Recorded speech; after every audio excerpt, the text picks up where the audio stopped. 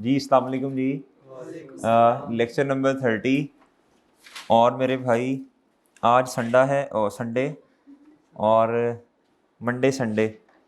जी बच्चों, आज जो बच्चे क्लास में आए हैं आप लोग इंशाल्लाह कंफर्म जन्नती हैं। क्या हैं जी?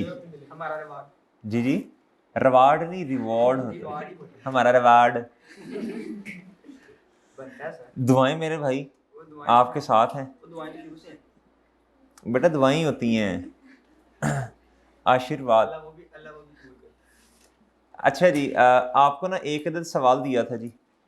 एक कहता है जी example of fully depreciated asset. इसके बारे में मैंने कल 2-3 बातें लिखवा दी थी, ऐसे ही है ना।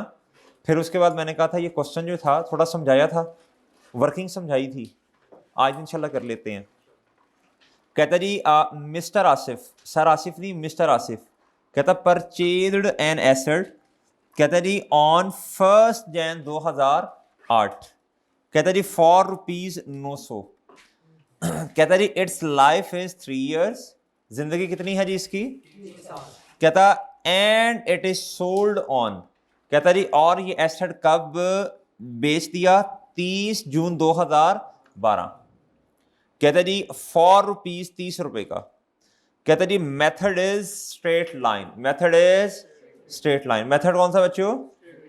जी स्ट्रेट लाइन मेथड है। अच्छा, और ना वैसे ही आपको समझाने के लिए ये जो कॉन्सेप्ट है ना, ये फुली डेप्रिशिएटेड वाला, ये हम स्ट्रेट लाइन में पढ़ रहे हैं, इसमें ही पढ़ना है, ठीक है। अभी रिड्यूसिंग को ना सोचें, बाद में कर लेंगे, बात करनी पड़ी तो। ये कॉन्सेप्ट इस पे ही लग रहा है, स्ट्रेट लाइन पे ही। अच्छा जी, कहता है जी प्रिपेयर करने हैं आपने relevant accounts from the date of purchase से लेके till the date of disposal. Okay बच्चों जी। भाईजान कब एसेट परचेज किया? 1 जनवरी 2008 पे। जी मैं अगर अकाउंट बनाऊं, जी मैं अगर अकाउंट बनाऊं भाई 1 जनवरी 2008, जी ओपनिंग बैलेंस कोई था? नहीं था, नहीं था जी। फिर 1 जनवरी 2008 पे एसेट कितने का लिया? 900 का। जी बच्चों एसेट डेबिट कैश या बैंक या पेबल क्या हो जाएगा बच्चों? मैं जरा कैश कर रहा हूं, credit debit, sorry asset debit cash credit, ठीक है जी। ओके जी, अब क्या करना है जी? क्या एक्यूमुलेटेड डेप्रिसिएशन का कोई ओपनिंग बैलेंस होगा? भाई जब एसेट ही नहीं है तो एक्यूमुलेटेड डेप्रिसिएशन कहां से आ गई? हाँ, 1 साल के बाद अब डेप्रिसिएशन चार्ज करनी है जी। एसेट कितने का है? बहुत सिंपल सा सवाल है, बहुत ही नन्ना मुन्ना सा सवाल है। तो डेप्रिसिएशन इधर ही ना कैलकुलेट करते हैं इसकी। देखो ना 900 है, स्ट्रेट लाइन मेथड है, रेजिडुअल वैल्यू -0, डिवाइड करते 3 सालों से। 1 साल की डेप्रिसिएशन कितनी है बच्चों? 300 है ना। अच्छा जी, भाईजान कदरदान एंड मेहरबान, जी बताइएगा जरा कितनी है? 300 है। कितनी है? मैं ना आपको वर्किंग भी कर देता हूं साथ। ये आई जी 300, कैसे आया ये देखिएगा जरा। ये आया बच्चों 900 - 0 डिवाइडेड बाई 3, कितना आ गया जी? 300 आ गया। कितना आ गया जी? ऐसे करते हैं, इसकी वर्किंग ना थोड़ी साइड पे करके दिखा देते हैं।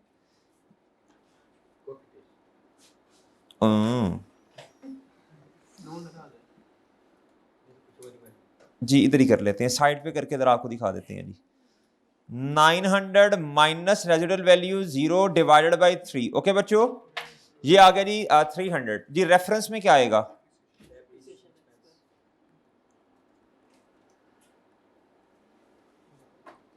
जी ओके जी, ओके जी सर।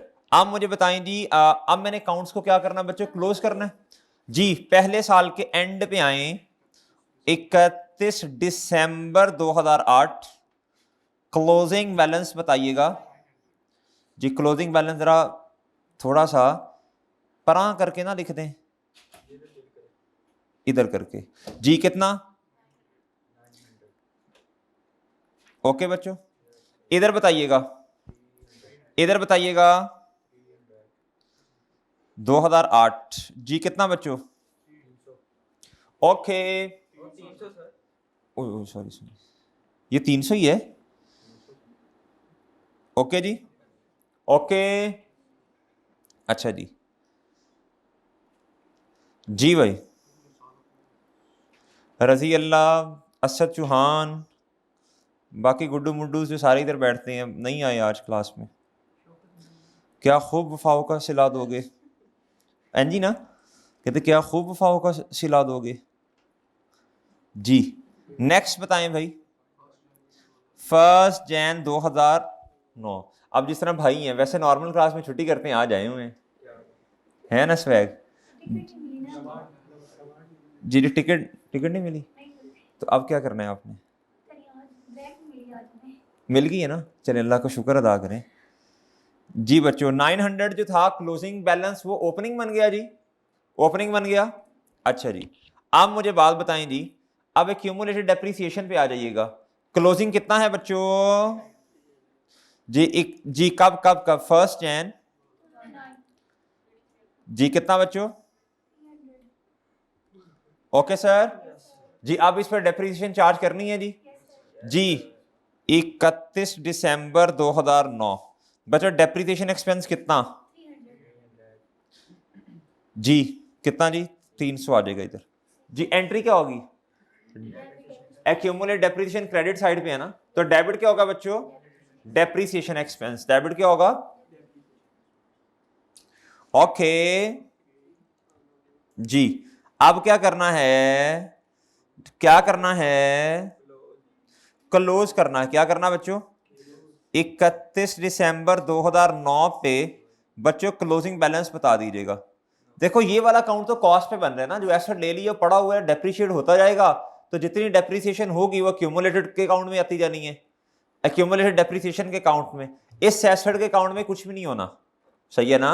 वो एसेट 900 पे लिया था, 900 पे पड़ा हुआ है, लाइंग इन द बिजनेस, ठीक है, जिस तरह आप लाइंग इन द रूम, कुछ नहीं करना जी। अभी तो खैर रूम में, क्लासरूम में जिस तरह ये बच्चे अब ऑनलाइन वाले हैं, लाइंग इन द रूम, कुछ पता नहीं है, सवाल साथ साथ कर नहीं रहे जी। 31 दिसंबर 2009 जी सर, वे हो रही जी। जी मेरे भाई नेक्स्ट नेक्स्ट बता दीजिएगा। ये 900 जो है ये अगले अकाउंटिंग पीरियड का क्लोजिंग, इस अकाउंटिंग पीरियड का क्लोजिंग अगले अकाउंटिंग पीरियड का बच्चों जी सर। नहीं पढ़ते तो टेंशन होती है, और जब पढ़ने बैठते हैं तो दिल नहीं करता, तब नींद आती है, जब सोते हैं तो पढ़ाई के ख्यालात आते हैं, और जब जी वो तो बेशर्मी है ना, और जब सोते हैं तो तब पढ़ाई के ख्यालात आते हैं, और जब जाग रहे होते हैं तब पढ़ाई करने को दिल करता है, लेकिन क्या कहते हैं आदत से मजबूर है, समझ नहीं आती जिंदगी में चल के रहा है जी। लेकिन जब नींद आ जाती है फिर ख्वाबों में चल रहा होता है कि यार क्या करूं यार, टेंशन हो रही है, फिर कहते हैं जी सर मैं बड़ा डिप्रेस हो गया हूँ, मुझे समझ नहीं आती यार ये कौन सा डिप्रेशन है, ये बेशर्मी है बेटा, ये डिप्रेशन डिप्रेशन एंजाइटी नहीं है, ये क्या है जी। अब तुझे होगा भी नहीं जी। आप मुझे बताएं भाई, ये जो क्लोजिंग है ये अगले काउंटिंग पीरियड का जी, जी भाई 600 क्या जी मेरे भाई, तीसरा साल डेप्रिशिएट हो गया एसेट 31 दिसंबर 2010 जी। डेप्रिसिएशन एक्सपेंस 300, ऐसे ही है सर जी। ईद पे आपके घर माशाल्लाह रिलेटिव्स भी आएंगे और आपसे पूछेंगे भी क्या चल रहा है, पढ़ रहे हो नहीं पढ़ रहे, तो सही सी बातें बता देना फिर उन्हें, ठीक है, सही सी बातें बताना उन्हें जी, कि पढ़ रहे हो नहीं पढ़ रहे। आपने कहना सर बड़ी मेहनत कर रहा हूँ, तकरीबन 16-16 घंटे पढ़ना पड़ता है, और साथ दिल ही दिल में ज़रा सोचना भी, ठीक। अभी अभी रमज़ान जो है ईद वाला दिन होगा ना, तो अभी अभी रमज़ान ख़त्म हुआ है, झूठ नहीं बोलना, ठीक है। ये नहीं कहना कि सर बस थोड़े बहुत पढ़ना पड़ता है, 16-16 घंटे पढ़ना पड़ा, माशाल्लाह माशाल्लाह माशाल्लाह। अच्छा जी बताएं भाई, क्लोजिंग बताएं। रोला नहीं डाला आपने सर, इधर 11 लिखना था, उस्ताद दी गलतियां पढ़ो जी। जी बच्चों, अच्छा 10 ही आना था, अच्छा नहीं तो रोला पा देना जी। बच्चों इसका क्लोजिंग कितना आ गया, और एसिड का एज इट इज। जी बच्चों 900। जी बच्चों ओके बच्चों, आप बात बहुत तवज्जो से सुननी है। इधर तक तो मसला नहीं है ना, मसला आगे भी नहीं है, लेकिन छोटा सा इधर बस जो है ना वो दिमाग में अटकी होती है एक चीज कि आगे क्या करना है। आप देखें इधर, ये 900 रुपए का एसेट किताबों में इतने का ही आएगा ना एसेट के अकाउंट में। एसेट का अकाउंट किस पे बन रहा है बताओ, बताओ बच्चों, कॉस्ट पे। ऐसी सर जी भाईजान कदरदान एंड मेहरबान 1 जनवरी 2011 बच्चों ये क्लोजिंग पिछले काउंटिंग पीरियड का हमारा क्या बन जाएगा, opening. Agree agree hello agree. इधर देखें जरा, इधर देखें। अब भाई 3 साल हो चुके हैं पूरे। अब मेरी बात सुने, एसेट है 900 रुपए का और वो पूरा डेप्रिशिएट हो गया, फुली डेप्रिशिएटेड, फुली। अब मेरी बात सुनना जरा, अब बात सुनिएगा जरा। अब मैं ना अभी मुझे लिखने दीजिएगा बच्चों, ये क्लोजिंग अगले काउंटिंग पीरियड का ऐसी सर। अब मेरी बात सुनिएगा जरा, मेरी बात सुनिएगा। अगर मैं एक्सट्रैक्ट्स बनाना चाहूं, अगर मैं क्या करना चाहूं, एक्सट्रैक्ट्स बनाना चाहूं पर प्रॉफिट और लॉस के एंड स्टेटमेंट ऑफ यानी बैलेंस शीट। जी अगर मैं बनाना चाहूं मेरे भाई, 3 साल है भाई, कौन कौन से, 8 9 10 11। ओए होए जी जी जी बनते तो इतने ही है बच्चे, था का रोला है ना। जी जी भाई इधर बताओ भाई, इधर बताओ। 8 9 10 11 12। अच्छा जी अब सुनिएगा बात तवज्जो से, मुझे जरा डेप्रीसिएशन एक्सपेंस बता दें जी। 300 बच्चों 300 और एसेट एसेट एसेट एसओएफपी में कितने पे आपको पता है, कैरिंग अमाउंट पे आता है, एसेट बुक वैल्यू पे आता है किताबों में, एक्सट्रैक्ट्स में। तो 900 से 300 माइनस कर दें। इधर देखें पहले साल ये है जी एसेट की क्लोजिंग अमाउंट, एसेट के अकाउंट का क्लोजिंग 900 और इसका कितना जी कॉन्ट्रा एसेट अकाउंट का एक्यूमुलेटेड डेप्रिसिएशन का। तो बच्चों कितना आ गया 600। जी बच्चों इधर डेप्रिसिएशन कितनी 300। बच्चों इधर क्या आ गया, ये कैसे आया, दूसरे साल का देखें जी, एसेट का एसेट एसेट अकाउंट दूसरा साल के एंड 31 दिसंबर 900 रुपया। बिल्कुल इधर देखो, इधर देखो ये है 600। तो कॉस्ट में से क्यूमुलेटेड डेप्रिसिएशन माइनस करें, बुक वैल्यू आ गई ना जी 300 आ गया जी इधर। नेक्स्ट टाइम बच्चों इधर जी बच्चों अब एसेट कितने का देखें इधर, आपको कल भी मैंने समझाया था, मैं कि जब एसेट फुली डेप्रिशिएट हो चुका होगा तो बच्चों उसकी किताबों के अंदर बुक वैल्यू आ रही होगी। सही है सर, सॉरी बुक वैल्यू नहीं रेजिडुअल वैल्यू। हाँ रेजिडुअल वैल्यू बुक वैल्यू के बराबर ही होती है eight the end of the useful life. इस सवाल में रेजिडुअल वैल्यू 0 है, तो जब एसेट फुली डेप्रिशिएट हो चुका होगा, सही है, eight the end of its useful life, तो बच्चों ये एसेट कितने पे पड़ा होना चाहिए, रेजिडुअल वैल्यू पे। फिर कहना शैम्पी बटा के एक चांटा जी रेजिडुअल वैल्यू के। हाँ इस सवाल के अंदर रेजिडुअल वैल्यू बच्चों 0 है। सही है, अगले सवाल में 10,000 हुई तो ये एसेट 10,000 पे पड़ा होगा मेरे एट द एंड ऑफ, फिर वो बोल दूंगा भाई यही काम है, ये करके दिखाओ वो करके दिखाओ। अच्छा जी अब मेरे भाई इधर आए जी और मुझे बताएं, ये है जी तीसरे साल के एंड, क्या है बच्चों तीसरे साल के एंड, एसेट के अकाउंट में 900 आ रहा है और इधर आए जी एक्यूमुलेटेड डेप्रिसिएशन के अकाउंट में भी आ जाए जी, इधर कितना आ रहा है 900। ठीक है सर, तो कॉस्ट में से 900 में से जब 900 माइनस किया तो जवाब क्या आया 0 सर। तो अब एसेट कितने पे पड़ा है 0 पे, 0 पे किस पे बच्चों, जिसको हम इस तरह लिख देते हैं, चलो 0 लिख दो 0। अब मेरे भाई इधर क्या कोई डेप्रिसिएशन आएगी, नहीं आएगी, और ये एसेट कितने पे पड़ा होगा 0 पे पड़ा होगा ना, यानी रेजिडुअल वैल्यू पे पड़ा होगा। ऐसे ही है ना। अच्छा अगर आप में से माशाल्लाह कुछ ऐसे हजरात होते हैं जिन्होंने अपनी साइंस जरूर मारनी होती है, इधर डेप्रिसिएशन एक्सपेंस लिखेंगे और इधर 300 लिख देंगे, क्या ये सही है, जी क्या ये मैंने सही लिखा? शर्म नहीं आती सर? नहीं सर, हाँ सही, आप बिल्कुल सही कह रहे हैं सर। इधर डेप्रिसिएशन एक्सपेंस लिखने का कोई तुक, क्योंकि इस तरह तो देखे ना, एसेट का क्लोजिंग 900 और आपने क्यूमुलेटेड डेप्रिसिएशन का क्लोजिंग कितना कर दिया? 1200 रुपया। ये तो गलत है ना? ये तो क्या है बच्चों? लिहाजा लिहाजा लिहाजा बच्चों इसका क्लोजिंग कितना आ जाएगा? ओके, यानी एसेट कितने पे पड़ा होगा? रेसिडुअल वैल्यू जो कि इस सवाल में कितनी है बच्चों? 0 है। आ गया बच्चों? इधर आ गया? अच्छा जी। अब मेरे भाई 31 दिसंबर 2011 का एंड आया और ये है जी 900। ओके सर, ये बना जी 1 जनवरी 2012 का बच्चों ओपनिंग 900 और इधर ओए होए इधर 12 नहीं आएगा? कितना कितना कितना? ऐसे ही है सर। और इधर इधर इधर इधर इधर इधर इधर सही लिखा है। ठीक है बच्चों। अब कहता जी हमने क्या किया, कहता एसेट को सेल कर दिया ऑन 30 जून 2012 फॉर रुपीज कितना बच्चों? 30 कितना? अब एक बात बताइएगा, बड़ी सिंपल सी बात है, बहुत सिंपल सी बात है बच्चों। आपके एसेट की औकात कितनी है? 0। आपके एसेट की औकात है 0, बुक वैल्यू 0।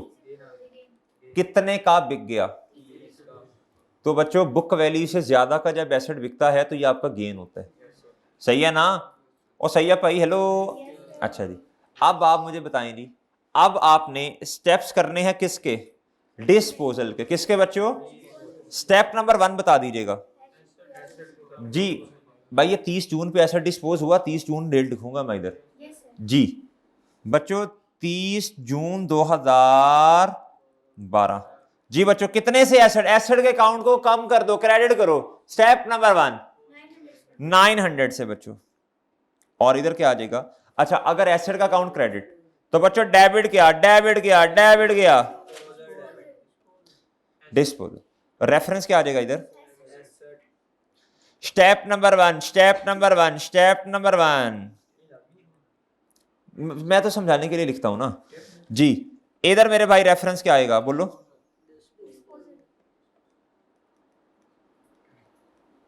जी बच्चों स्टेप नंबर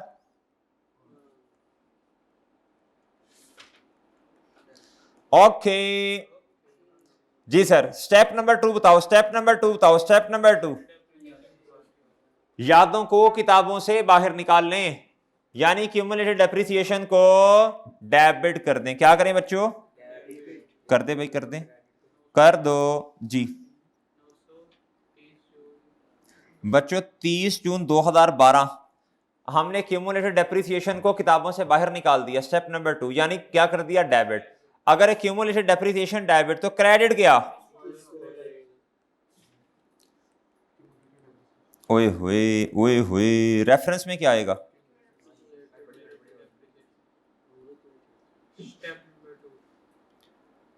जी भाईजान, कदरदान एंड मेहरबान। इधर रेफरेंस क्या आएगा? Accumulated depreciation debit. और भाई क्रेडिट क्या? स्टेप नंबर ओके बच्चों।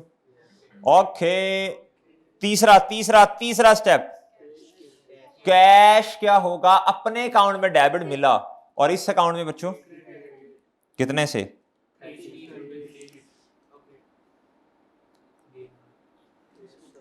की कर रहे हैं सी। एसेट कितने का था? अच्छा ठीक है, 30 का 30 का है। आप इस तरह कर लो, मैं वही देख रहा हूँ कि यार ये इतने का। इधर ना 300 कर लो। क्या कर लो बच्चों? सवाल में सवाल को 300 कर लो। ठीक है, तो 300 का एसेट बिका। हाँ 300 सही लग रहा है मुझे भी। अच्छा जी, वरना फिर ऊपर 90 बन नहीं रहा ना। अच्छा अब मेरी बात सुने जी, ये मिस प्रिंटिंग हुई है। अच्छा भाईजान इसे इधर 300 कर लो ना कि एसेट कितने का बिका? 300 रुपए का। हाँ जी। अच्छा मेरे भाई, ये है जी स्टेप नंबर कौन सा?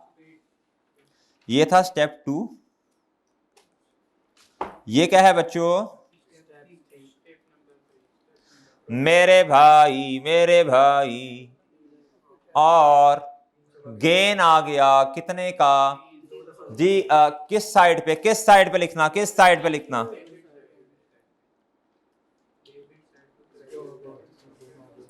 माशाल्लाह माशा। स्टेप नंबर, ओके बच्चों, ओके। नहीं सर, आपने टेस्ट दिया होता तो उधर भी गेन होना था जी। अगर आपने टेस्ट दिया होता तो मेरा ख्याल उधर गेन था, भी डिस्कस करना मैंने जी। जी मेरे भाई ठीक है। अच्छा सर, और भी गेन आया है जी, सवाल भी करवाया था वो क्वेश्चन इधर। अच्छा सर जी, बच्चों समझ आई? अब आप इधर आए, एक्स पे आ जाए जरा। देखिए 2011 में कुछ भी नहीं किया, ना क्यूमुलेटेड डेप्रिसिएशन के अकाउंट में, ना ही एसेट के अकाउंट में। बस क्लोजिंग जो थे पिछले अकाउंटिंग पीरियड के, उनको क्या बनाया? ओपनिंग, और उसको फिर दोबारा क्या बना दिया बच्चों? क्लोजिंग। आप मुझे बताएं, क्या इधर कोई डेप्रिसिएशन एक्सपेंस आना है? नहीं। क्या एसेट हमारे पास पड़ा है? नहीं नहीं नहीं जी, वेल डन। एक चीज आनी है, बताओ क्या? गेन ऑन कितने का? ओके सर, ओके ठीक है बच्चों। ये है किसका कॉन्सेप्ट बच्चों? फुली डेप्रिशिएटेड एसेट का। किसका जी? Straight line. Fully depreciated asset का ये कॉन्सेप्ट है। किसका है बच्चों? बात समझे हैं? बात समझे हो ना? डन भाई, डन डन डन। अच्छा जी।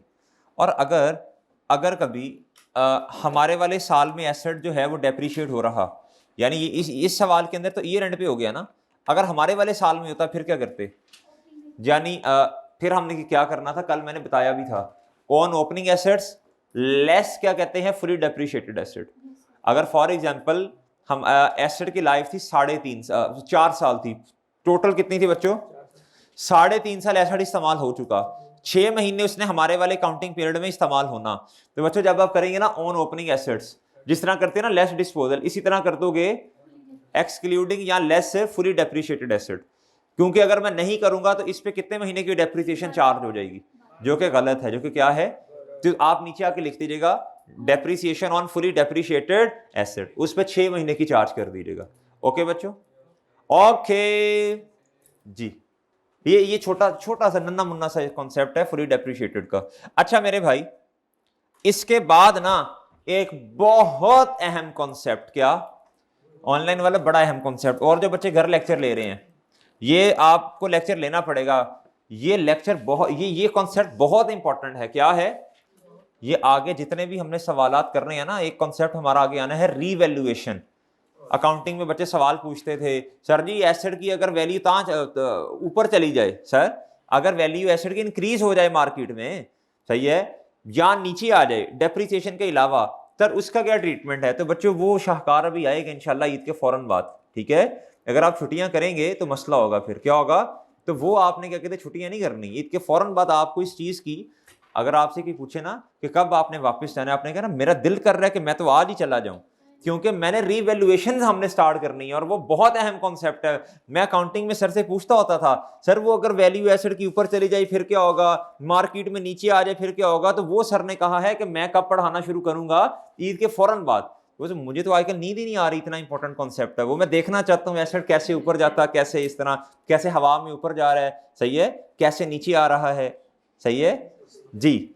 शाबाश, आपका जज्बा बहुत अच्छा है।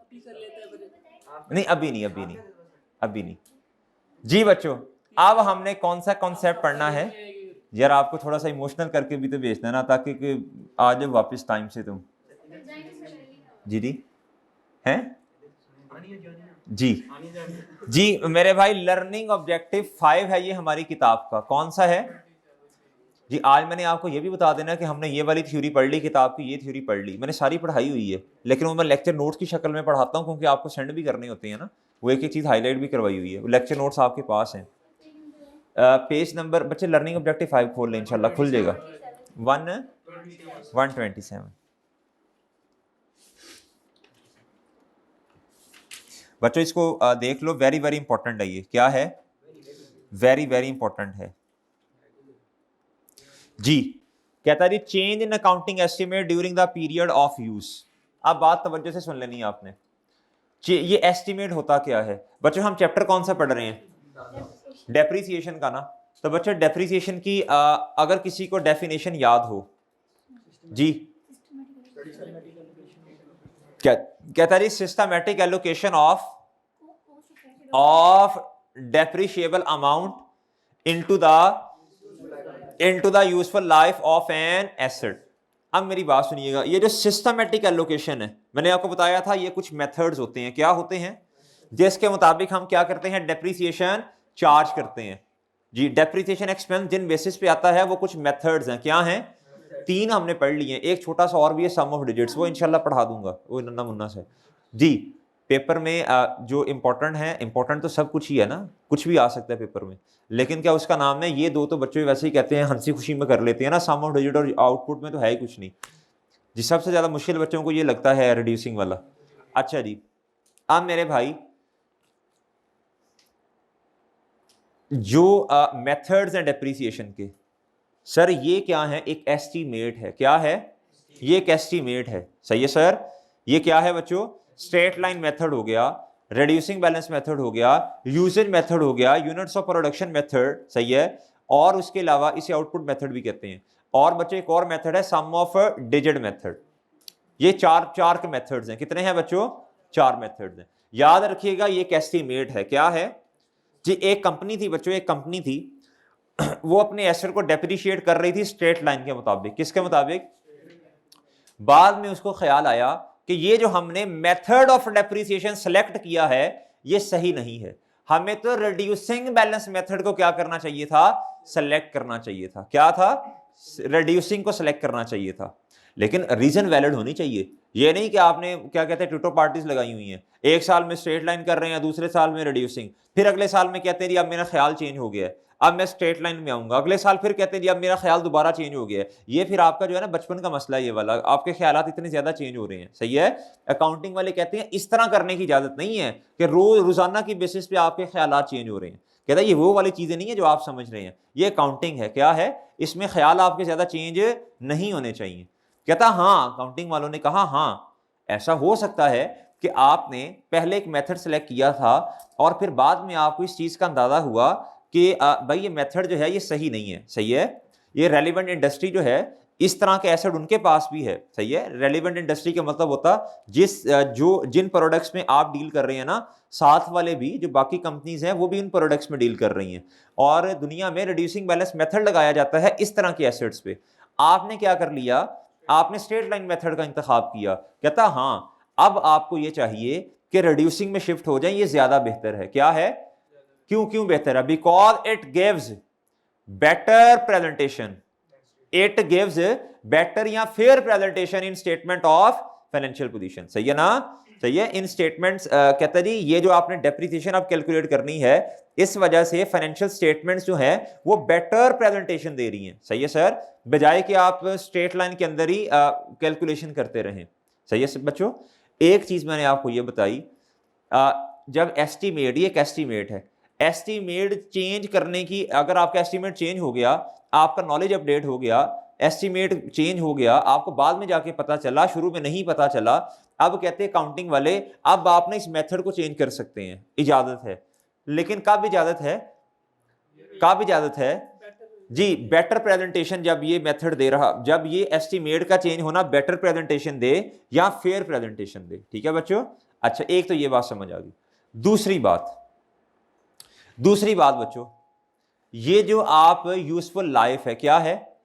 आपने एसेट खरीदा, आपने कहा जी मैं इस, फॉर एग्जांपल ये एसी है, आपने कहा जी मैं इस एसी को 3 साल इस्तेमाल करूंगा या करूंगी। कितना भाई? बिजनेस ने कहा मैं इस एसी को 3 साल या 4 साल इस्तेमाल करूंगा या करूंगी। बाद में आपको पता चला कि भाईजान ये एसी जो है ये 4 साल इस्तेमाल नहीं हो सकता, बल्कि इसको हमने कितना इस्तेमाल करना है? 2-4 महीनों के बाद आपको पता चल गया हमने इस एसी को सिर्फ 2 साल इस्तेमाल करना है। कितना करना है? 2 साल इस्तेमाल करना है। अब बच्चों ये आपके एक एस्टीमेट है। यूजफुल लाइफ क्या है? ऐसे ये चेंज हो सकता है, ये चेंज हो सकता है। सही है। आपने क्या किया, एक मशीनरी ली, क्या लिया जी, मशीनरी ली, उसकी इकोनॉमिक लाइफ थी, बनाने वाले ने कहा इसको आप 10 साल इस्तेमाल कर सकते हैं। कितने साल बच्चों? आप देखें, बिजनेस ने कहा, बिजनेस का मतलब है जो टेक्निकल लोग बिजनेस में बैठे हैं, उन्होंने कहा जी हम इस एसेट को कितना इस्तेमाल करेंगे, 5 साल। कितना बच्चों? 1-2 साल गुजरने के बाद अंदाजा आपको यह हुआ कि भाई इस एसेट को तो तकरीबन 8 साल इस्तेमाल किया जा सकता है। कितने साल? 8 साल इस्तेमाल किया जा सकता है। अब बच्चों देखो, आपने तो यूजफुल लाइफ इनिशियली सेलेक्ट की थी, अब ये चेंज हो रही है। क्या हो रही है? और ये हो सकती है, ये एक एस्टीमेट है। क्या है बच्चों? एस्टीमेट है। बात समझे भाई? समझे हो बात जी? शुरू में आपने कहा जी हमारी लाइफ कितनी है, टोटल यूजफुल लाइफ 5 साल। 1 साल गुजरा, 1 साल गुजरा, अब आपने कहा भाई हमारी टोटल यूजफुल लाइफ कितनी है, 8 साल। 1 साल गुजर गया बच्चों, तो रिमेनिंग यूजफुल लाइफ कितनी है, 7 साल। ठीक है बच्चों, टोटल 8 साल है, 8 साल में से 1 साल गुजर गया, अब रिमेनिंग कितनी है बच्चों? अगर आप पहले आपने 5 साल सिलेक्ट किए थे और 1 साल गुजर गया तो अब 4 साल है, लेकिन अगर अब 4 साल ही है ना रिमेनिंग। अगर आपका एस्टीमेट चेंज हो गया, आपने कहा जी हमारी टोटल यूजफुल लाइफ अब कितनी है बच्चों, 8 साल, तो बच्चों अब आपकी यूजफुल लाइफ 5 से बढ़ के कितनी होगी, 8 साल, और रिमेनिंग यूज 3 साल बढ़ गए ना, और रिमेनिंग यूजफुल लाइफ भी 4 से बढ़ के कितनी होगी बच्चों, 7 साल होगी। ठीक है, अच्छा जी। इसी तरह एक तो ये हो गया, एक तो मैंने आपको बताया जी डेप्रिसिएशन का मेथड, दूसरा बच्चों मैंने आपको बताया यूजफुल लाइफ, या फिर बच्चों रेट चेंज हो गया। क्या हो गया? स्ट्रेट लाइन में पहले जी आप कहते थे जी कि हम डेप्रिशिएट करेंगे एसेट को 15% पे, अब आपने कहा नहीं यार इसको 25% पे करना चाहिए या 10% पे करना चाहिए। ठीक है, आप रिड्यूसिंग बैलेंस मेथड का आपने इंतखाब किया, मेथड चेंज नहीं हुआ, रेट चेंज हो रहा है। आपने कहा जी रिड्यूसिंग के मुताबिक हम इसे डेप्रिशिएट करते हैं जी पहले 15% पे, अब इसे करेंगे 10% पे या 17 पे या 20 पे, ये रेट का चेंज हो जाना। ठीक है बच्चों, ये भी क्या है, ये भी क्या है बच्चों, एस्टीमेट। बच्चों मुझे एक और सोच के बताओ, सोच के बताओ और क्या एस्टीमेट हो सकता है, सोच के बताना है आपने। वेल डन, शाबाश। Residual value is also an estimate. Residual value भी बच्चों क्या है, एक एस्टीमेट है। क्या है बच्चों? आप आज खड़े होकर एक चीज का अंदाजा लगा रहे हैं ना कि भाईजान कल को जब एसेट बिकेगा, समझाया था सारा मैंने, तो आज खड़े होकर अंदाजा लगा रहे हैं कल को जब एसेट बिकेगा तो इससे इतनी अमाउंट रिकवर होगी, एक अंदाजा है। क्या है बच्चों जी, आज खड़े होके। तो बच्चों ये देखें, कहता जी at the end of an accounting year, साल के एंड पे, कब बच्चों, एन एंटिटी में estimate a change in following. कहता जी जब हर साल का एंड होगा तो एंटिटी ने देखना है क्या मेरा कोई एस्टिमेट चेंज तो नहीं हो रहा। बात समझ आई बच्चों? ये देखना चाहिए, हर एंटिटी को देखना चाहिए। कहता जी as compare to what was expected, what is meant by what was expected. Arham बस वो कहीं पहुंचा होगा यार, ऐदा पई की मतलब है यार, अगर बोल ही लिया थोड़ी सी याद करके आए हो तो उसका जवाब तो दे यार। इसका क्या मतलब है, to what was expected at that time. हाँ, जो हमने इनिशियली एक्सपेक्ट किया था, कहता अब ये क्या उसमें चेंज आने लगा at the time of purchase. जो परचेज के वक्त आपने क्या किया था बच्चों, एक एस्टिमेट लगाया था, and may need to revise. कहता अब उसे हो सकता है, देयर इज अ पॉसिबिलिटी कि अब उसे क्या करना पड़ जाए बच्चों। कहता किस में, द फॉलोइंग, किस किस में चेंज आ सकती है बच्चों। कहता useful life, useful life, economic के यूजफुल लाइफ हमारे वाली जो बिजनेस ने कही होगी, इतना मैंने एसेट को इस्तेमाल करना। कहता डेप्रिसिएशन मेथड, ये आपको मैंने बता दिए कौन से हैं बच्चों, रेसिडुअल वैल्यू और रेट भी। ठीक है बच्चों, ये एस्टीमेट है, ये क्या है, ये एस्टीमेट है। नहीं नहीं नहीं, वो नहीं होगा, बस आपने यूजफुल लाइफ को ज़हन में रखना है, इकोनॉमिक लाइफ को नहीं। अच्छा बच्चों, सही है सर, सही है भाई। यूजफुल लाइफ का मतलब है जितना बिजनेस ने सेस करना है। अच्छा जी, आप मेरे भाई बहुत तवज्जो से बात सुननी है जी आपने, भाईजान कदरदान एंड मेहरबान, इधर आ जाइएगा। चेंज इन एस्टीमेट आपको बता दिए जी क्या क्या होते हैं। आप बहुत तवज्जो से आपने ये वाली लाइन पढ़नी है मेरे साथ। कहता अब आपने सवाल में करना क्या है। कहता whenever estimate is changed, कहता we will calculate depreciation expense by using new data. कहता जी अब सुन लीजिएगा, कहता जी आपके पास एक एसेट था, कहता आपने उसे डेप्रिशिएट किया 2 साल, किस बेसिस पे? स्ट्रेट लाइन की बेसिस पे। कहता तीसरा साल आया, कौन सा साल बच्चों? जब तीसरा साल आया तो आपने कहा जी हमने अब इस एसेट को बच्चों डेप्रिशिएट करना है रिड्यूसिंग बैलेंस मेथड के मुताबिक। ऐसी सर? अब मुझे बताएं, अब तीसरे साल में आपका एस्टीमेट क्या हो रहा है? चेंज हो रहा है। आपको अब तीसरे साल में स्ट्रेट लाइन के मुताबिक डेप्रिसिएशन चार्ज करनी चाहिए या रिड्यूसिंग के मुताबिक? वेल डन, ये वो बात कर रहे हैं, क्या कर रहा है? या फिर पहले रिड्यूसिंग बैलेंस मेथड था, बाद में कौन सा था? 2 सालों के बाद, 3 सालों के बाद, 4 सालों के बाद मेथड क्या हो गया? चेंज। अब रिड्यूसिंग से स्ट्रेट लाइन में आ रहे हैं। तो बच्चों अब नया मेथड आ गया, तो कहता at the date of change, इस दिन के बाद आपने डेप्रिसिएशन का किस मेथड के मुताबिक चार्ज करनी है? नए वाले मेथड के मुताबिक। सही है सर? ये वो बात करना चाह रहे हैं। कहता जी बिल्कुल सही, बाय यूजिंग न्यू डाटा। कहता गिवन इन क्वेश्चन, वो क्वेश्चन के अंदर डाटा क्या होगा बच्चों? गिवन होगा। कहता onwards from the date of change. बिल्कुल बिल्कुल वही बात, बिल्कुल वही बात मेरे भाई, बिल्कुल क्या है? वही बात।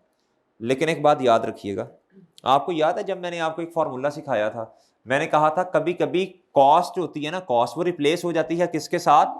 ये बात याद रखिएगा। इनिशियली बच्चों कॉस्ट को कंसीडर किया जाता है, और समझे हैं? बाद में मेरे भाई, बाद में 2 सालों के बाद, 3 सालों के बाद कॉस्ट को, मैंने तब आपको तैयार किया था, मैंने कहा था ऐसा हो सकता है हमें कभी ऐसा करना पड़े। याद है ना भाई? हेलो भाईजान, अभी जब मैंने रेट के फॉर्मूलाज पढ़ाए थे रिड्यूसिंग बैलेंस मेथड में, रिड्यूसिंग बैलेंस मेथड में, मेरा दिल कर रहा कि मैं ना तुझे, इधर देख जी, कोई मेरा साथ नहीं देगा इस टाइम, कोई नहीं बताएगा कि सर आपने कब पढ़ाया था ये।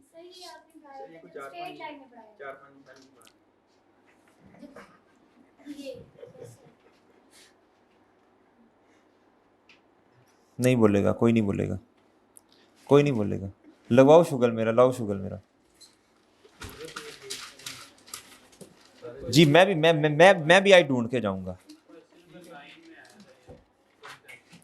मैं भी लब के जाऊंगा आज। हैं? क्वेश्चन 9 में, क्वेश्चन 9 में मैंने ये पढ़ाया था मेरे भाई, जब मैंने रिड्यूसिंग बैलेंस मेथड नहीं करवाया था, उसके साथ मैंने अंग्रेजियां क्वेश्चन नंबर, अच्छा लेक्चर 7 में, ओ तो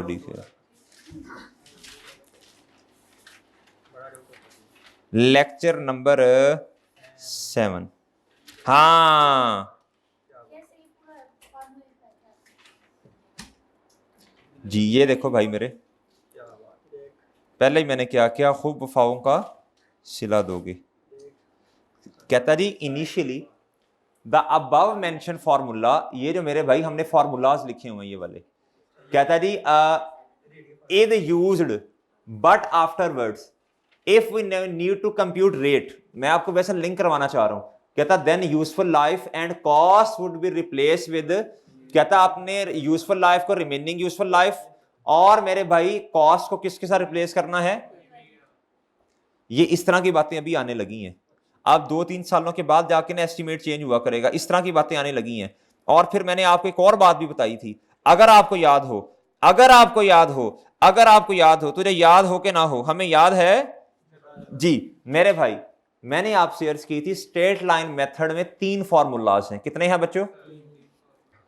कहता जी तीसरा फॉर्मूला रेलिवेंट होगा book value minus residual value divided bye remaining useful life. कहता जी जब एसेट की रिमेनिंग यूजफुल लाइफ आपके पास है, तो कहता फिर आपने कॉस्ट इधर बेस नहीं बनानी, बल्कि क्या बनानी है? याद रखिएगा। और रिड्यूसिंग बैलेंस मेथड में तो वैसे ही रेट किस पे लगता है? बुक वैल्यू पे लगता है। याद है बच्चों? लेक्चर नोट्स आपके पास है, ये निकाल लो, लेक्चर नंबर 7। अच्छा जी, अब मेरे भाई आए दोबारा लेक्चर नंबर 13 पे। कहता जी दूसरी बात समझिएगा।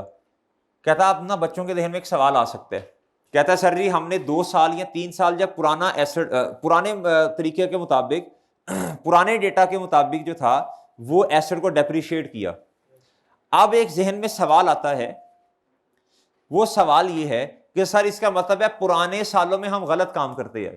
तो अकाउंटिंग वाले कहते हैं परेशान नहीं होना आपने, परेशान, कहता जो हुआ सो हुआ भूल जा उसे, कहता जो हुआ सो हुआ उसे भूल जा, कहता जी, कहता अब आपने क्या करना है, ऑनवर्ड्स, कहता ऑनवर्ड सही वाला काम कर लो। क्या कहता है, कहता पीछे जो भी आपने किया, जो भी कांड किए, कहता उसको भूल जाओ। क्या करो बच्चों, भूल जाओ। कहता जी अब तौबा करो, सही है, इस्तगफार करो, अल्लाह माफ करने वाला है। अकाउंटिंग वालों ने कहा हम भी आपको माफ कर देते हैं जी। कहते ना जा तुझे माफ किया, कहता हम भी तुम्हें माफ करते हैं। कहता जिस दिन एस्टिमेट आपका चेंज हो रहा है, पीछे की बातें क्या करो बच्चों, भूल जाओ। कहता जिस दिन एस्टिमेट चेंज होगा उससे ऑनवर्ड सही वाले काम करना शुरू कर दो। ठीक है सर, सही है बच्चों, इससे कहते हैं, अब पढ़िएगा मेरे साथ, कहता affect of change in estimate is taken prospectively. Prospectively का मतलब होता है प्रायर ईयर्स पर कोई इफेक्ट नहीं आना, हमारे वाले साल में और ऑनवर्ड इसका इफेक्ट लेना है आपने। ओके बच्चों, सही है सर।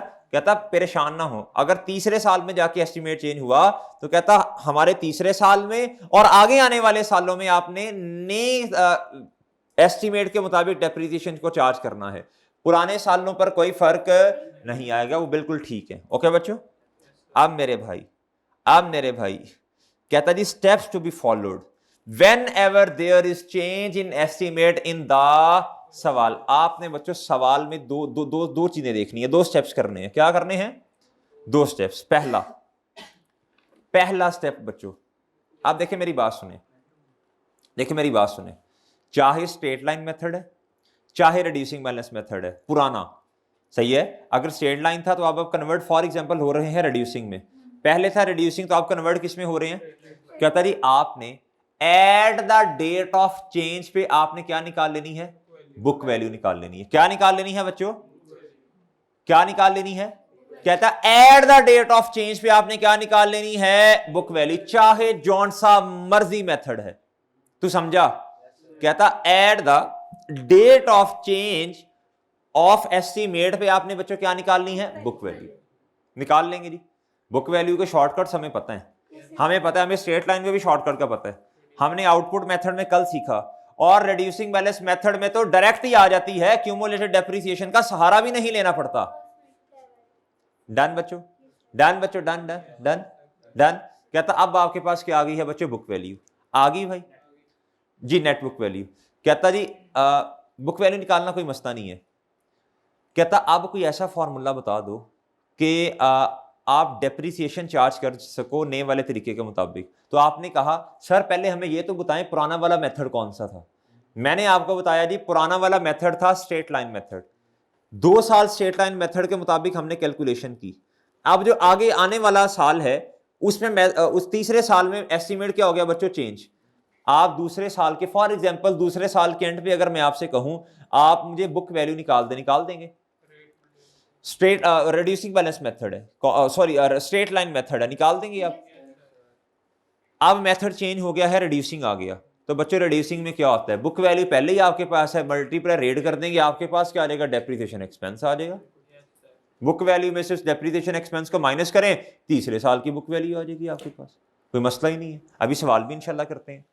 अगली बात सुने, अब आप कहेंगे नहीं सर आप हमें बताएं जी रिड्यूसिंग बैलेंस मेथड के मुताबिक। चलें 2 साल एसेट इस्तेमाल हुआ किसके मुताबिक बच्चों, रिड्यूसिंग बैलेंस मेथड के मुताबिक। किसके मुताबिक, तो बच्चों अगर मैं आपसे ये कहूं दूसरे साल के एंड पे मुझे आप बुक वैल्यू निकाल दें, आप निकाल देंगे रिड्यूसिंग बैलेंस मेथड के मुताबिक, निकाल देंगे। ऑनवर्ड्स अब स्ट्रेट लाइन मेथड है, कौन सा मेथड है, तो मुझे बताएं कोई ऐसा फॉर्मूला कि मैं बुक वैल्यू को बेस बना के डेप्रिसिएशन एक्सपेंस निकाल लूं। Book value minus residual value,